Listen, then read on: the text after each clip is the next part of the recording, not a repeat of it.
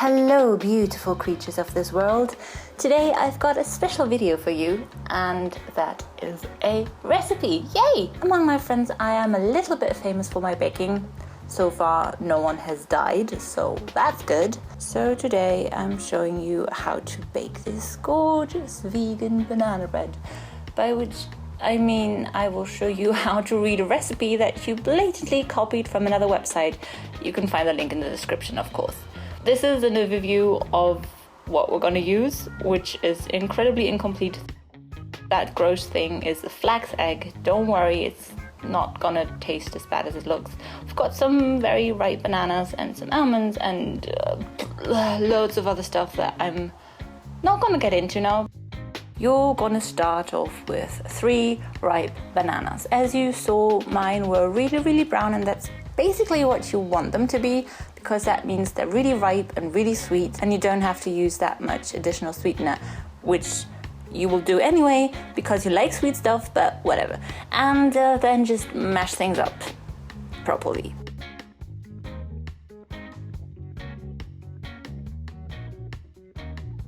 To this banana mush, you're gonna add vanilla extract, half a teaspoon, and the flax egg. You can, of course, use a normal egg, but then it's not vegan anymore. And in go 3 tablespoons of coconut oil.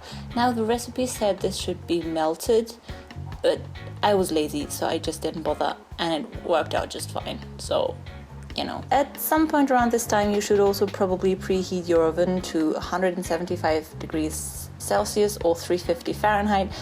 Of course, I forgot to do that, but, you know, be better than me, please. Next step is lots of sugar. We got a 1/4 cup white sugar and a 1/4 cup brown sugar, and then you can also add some syrup. I used agave syrup because that's what I like. I think in the original recipe it said maple syrup. You could probably use maple, agave, or golden syrup. It just depends on what you like, really. And depending on the ripeness of your bananas, you can kind of play around with this a little bit. If your bananas aren't that ripe, then you want to add more at this step. And then you want to add 3.5 teaspoons of baking powder, preferably not with a 1/4 teaspoon out of this tiny little sachet, which you get in Germany, but you know, you work with what you have. And then to activate the baking powder, you want 3/4 teaspoon of salt.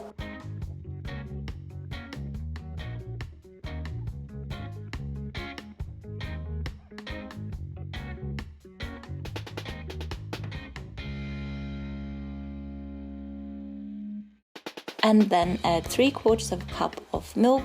I use soy milk, but again, you could probably use any kind of vegan milk, so almond milk, soy, oat, whatever you've got. It's not gonna make that much of a difference. Just use what you prefer.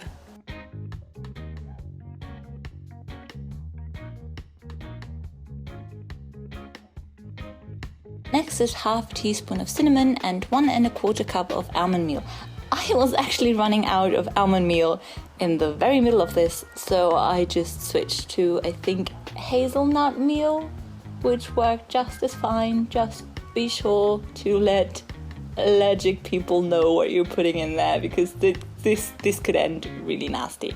Although I'm guessing people that are allergic to hazelnuts are mostly also allergic to almonds, so yeah, just big disclaimer, this is not nut-free.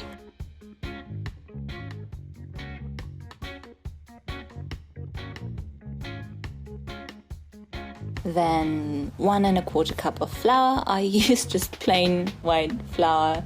The recipe was for gluten-free flour, so if you've got a gluten-free flour mix, this could also be easily used. Just check the link in the description. They have a really great mix. And yeah, just mix it in until most of the lumps are gone. And just make sure that there are no flour pockets anywhere in the dough.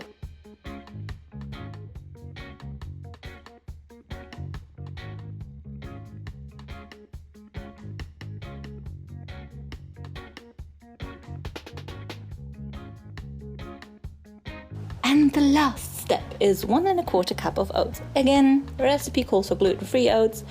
I use normal ones. Just do whatever you like. I think at this point, if you wanted to, you could also add some chopped nuts, walnuts, almonds, hazelnuts, whatever. But I didn't have any and I didn't want to do them, so I didn't. But I'm just kind of thinking that would add a lovely crunch to this whole thing.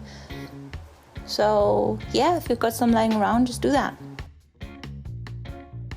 Now you've got a greased loaf tin. I'm using coconut oil for that because I think it's ridiculously amazing. It makes it very unsticky. Is that a word? Unsticky? But yeah, it's perfect for those kind of things. I'm so happy that I discovered this. So yeah, I think I don't need to explain how to grease the tin. You just put some oil on there and rub it in. You could probably use a towel for this, or like a paper towel, but I'm a very hands-on kind of girl. And then you just put the dough in, just spread it out evenly. This is very easy. A kid could do it, maybe with some spillage, but you don't need no explanation for this.